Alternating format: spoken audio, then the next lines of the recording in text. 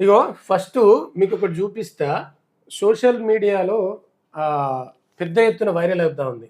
ఏం వైరల్ అవుతా ఉందంటే, నిన్న మీరందరూ చూసే ఉంటారు. నిన్న మొన్న జనసేన పార్టీకి సంబంధించిన నాయకులు ఉమ్, మీ అయ్య జాగిరా అంటే మీ అయ్య జాగిరా అని చెప్పి ఇక్కడున్న తెలంగాణ వాదులు, తెలంగాణ ఉద్యమకారులంతా పెద్ద ఎత్తున ప్రెస్ మీట్లు పెట్టిర్రు. పెద్ద ఎత్తున నినాదాలు కూడా ఇయ్యడం జరిగింది.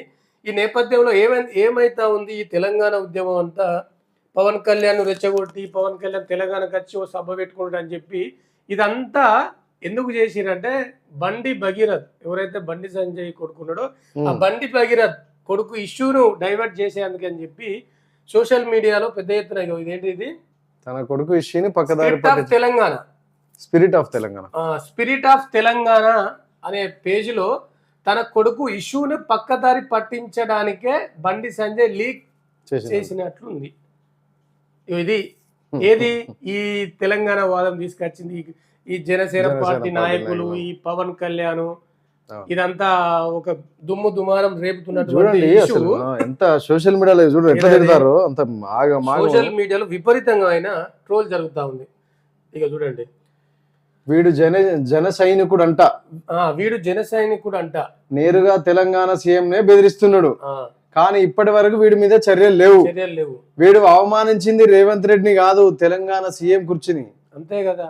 ఏమని అవమానించిండంటే, అరే రేవంత్ రెడ్డి నిన్ను బలి తీస్తాం తెలంగాణకు అని చెప్పి ఈయన ఎవరు మాట్లాడడం జరిగింది. ఇంకా ఏమన్నాడు, అల్లు అర్జున్ కి ఒక న్యాయం, పవన్ కళ్యాణ్ కి ఇంకో న్యాయమా? ఇటీవల బాల్క సుమన్ గారి మీద కూడా కేసులు బనాయించిన రేవంత్ సర్కారు నేరుగా తనను బెదిరిస్తున్న జనసేన కార్యకర్త మీద, ఆ పార్టీ అధ్యక్షుడి మీద చర్యలు తీసుకోవడానికి వెనుకాడుతున్నాడు అంటేనే అర్థం చేసుకోవచ్చు తన గురువు చంద్రబాబుకు ఎంతలా సరెండర్ అయిందో అని చెప్పడానికి. తన గురువు అంటే ఇక్కడ రేవంత్ రెడ్డి, ఆంధ్రప్రదేశ్ సంబంధించిన ముఖ్యమంత్రి చంద్రబాబు నాయుడు.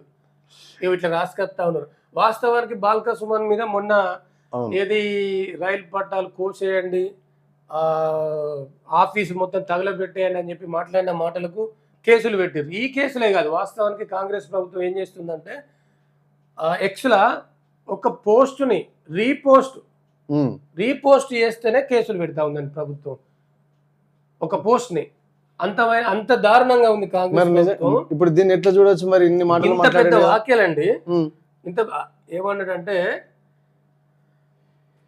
ఈ కూలి కుక్కలు ఏకంగా తెలంగాణ ముఖ్యమంత్రినే బలిస్తాం అని బహిరంగంగా రేవంత్ రెడ్డిని బెదిరింపులు, రేవంత్ రెడ్డిని బలిస్తాం అంటూ చందు అట జనసేన నాయకుడు, ఈయన జనసేన నాయకుడు చందు ఒక్క సీఎంనే కాదు, అక్కడ తొలి వెలుగు సంబంధించిన ఛానల్ రఘుని, దాంతో పాటు పృథ్వీరాజును, దాంతో పాటు మాజీ ఎమ్మెల్సీ ఎవరు ప్రొఫెసర్ నాగేశ్వరరావును కూడా తీవ్రంగా వ్యాఖ్యలు చేయడం జరిగింది వాళ్ళ పైన. ఒక రకంగా బలితీసుడు అంటే, ఇప్పుడు మనం పోషమ్మకు ఏదో ఉంటే దేవుళ్ళకు గొర్రె పొట్టేళ్లను మొక్కుల కోసం బలిదీత్తాం కదా, అట్లా బలిదీత్తం బిడ్డ అని చెప్పి అంటా ఉన్నాడు. మరి ఇంతవరకు రియాక్షన్ లేదు ఈయన మీద. ఇది జరిగి 2 రోజులు 2 days అయితే ఉంది, 2 or 3 రోజులు గడుస్తా ఉంది. ఇంతవరకు యాక్షన్ తీసుకోలేదు ఇతని పైన. ఎట్లా చూడవచ్చు అంటే మరి దీన్ని? వాస్తవానికి పెద్ద ఎత్తున చర్చ జరుగుతుంది. ఏం జరుగుతుంది అంటే, ఇక్కడ రాబోయే పొన్నం ప్రభాకర్ని కూడా దారుణంగా నిన్న పొన్నం ప్రభాకర్ ఎవరిపైన, జనసేన పార్టీ అధ్యక్షుడు పవన్ కళ్యాణ్ పైన వ్యాఖ్యలు చేసినందుకు అతన్ని పొన్నం ప్రభాకర్ ఫోన్ చేసి వేధిస్తా ఉన్నారట, ఒక మినిస్టర్కే. సోషల్ మీడియాలో ఎట్లున్నా చెప్పి, ఏంది దమ్ముంటే ఫోన్ లిఫ్ట్ చేయరా పొన్నంగా, నువ్వు పవన్ కళ్యాణ్ విమర్శలు చేసే స్థాయారా నీది, పంది మొక్కపోడా. ఎంత దారుణం అండి ఇది. పొన్నం ప్రభాకర్ అని పెట్టి, నీకు దమ్ముంటే ఫోన్ లిఫ్ట్ చేయరా, ఒక మినిస్టర్ ఆయన, ఫోన్ లిఫ్ట్ చేయరా, పొన్నంగా నువ్వు పవన్ కళ్యాణ్ విమర్శించే స్థాయి అనేది. సరే, వీళ్ళు ఎందుకు అసలు స్పందిస్తలేరు అనేది ఇక్కడ మనం ఇంకా అదే కాదు. ఇక చూడు, పొన్నం ప్రభాకర్ అన్న, బీఆర్ఎస్ సోషల్ మీడియా వాళ్ళు చిన్న రీట్వీట్ చేస్తేనే కేసులు పెట్టి వేధిస్తా ఉన్నారు. జనసేన సైకోగాళ్ళు ఏకంగా తెలంగాణ ముఖ్యమంత్రిని బలిస్తామన్నా కూడా ఎందుకు సైలెంట్ గా ఉంటాం, కేసులు పెట్టట్లేదు మీరు.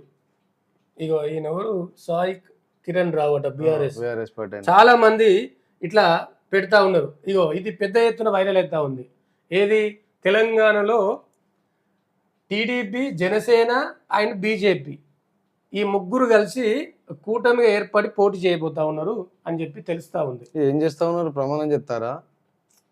అది చేతులు కలిపిన ఫోటో అది కానీ అదేదో చాట్ జీపీటీ ఇచ్చి ఉంటుంది. ఈ వీళ్ళు ముగ్గురు కలిసి పోటీ చేస్తున్నారు అని చెప్పి తెలంగాణలో. దాంతో పాటు ఇక్కడ రేవంత్ రెడ్డి ఇక్కడ అర్థమైతా ఉన్నదండి, ఇంతవరకు ఇట్లా మాట్లాడిన వాళ్ళ మీద ఇంతవరకు కేసులు పెట్టలేదు. అవును, అంటే మీరు ఇద్దరు ముగ్గురు వీళ్ళంతా ఒకటి అనుకోరాదా? రేవంత్ రెడ్డి వెనకాల వీళ్ళు ఉన్నది కాదా? నేనంటలేను, అది సోషల్ మీడియాలో పోస్టులు పెడతా ఉన్నారు, కనిపిస్తుంది కదా మనకు. అంత తిట్టినా కూడా వీళ్ళు పట్టించుకుంటారు. కొన్ని రోజులలో కాంగ్రెస్ పార్టీ నుంచి కొత్త సీఎం రాబోతున్నాడు అని చెప్పి కూడా వార్తలు వస్తూ ఉన్నాయి. దాంతో ఈ ముగ్గురు కూటమిగా ఏర్పడి దానికి నాయకత్వం రేవంత్ రెడ్డి తీసుకుంటారు, సీఎం అయ్యే అవకాశం కూడా ఉన్నట్టు తెలుస్తా ఉంది ఈ కూటమి ప్రభుత్వంలో. నెక్స్ట్ దానికి కీలక బాధ్యత రేవంత్ రెడ్డి. ఇట్లా జరుగుతూ ఉంది తెలంగాణలో. ఏం దారుణం అండి ఇది. మొన్న మాట్లాడుకున్న మతలబ్ అదేనా, రేవంత్ రెడ్డి మేరేసే జోడో అన్నాడు చూసిన ప్రయత్నాలు జరుగుతున్నాయట, బీజేపీకి తీసుకొచ్చే ప్రయత్నాలు జరుగుతున్నాయట. లేదు అంటే ఇవన్నీ కలిపి పోటీ చేస్తారు, దానికి నాయకత్వం అంతిమంగా ఫైనల్ గా ఆయన సీఎం అవుతాడు ఇక్కడ తెలంగాణలో. అందుకే బాజాప్తా చెప్తా ఉన్నాను, నెక్స్ట్ కూడా ఎవరు ఏం చేసినా సీట్ నాదే అనేది ముచ్చట చెప్పేది. ఈజీగా తెలంగాణ ప్రజలు ఉండరు. మొత్తానికి వీళ్ళ ప్లాన్ ఏందట అంటే బీఆర్ఎస్ పార్టీని నామరూపాలు లేకుండా చేయాలన్నట తెలంగాణ.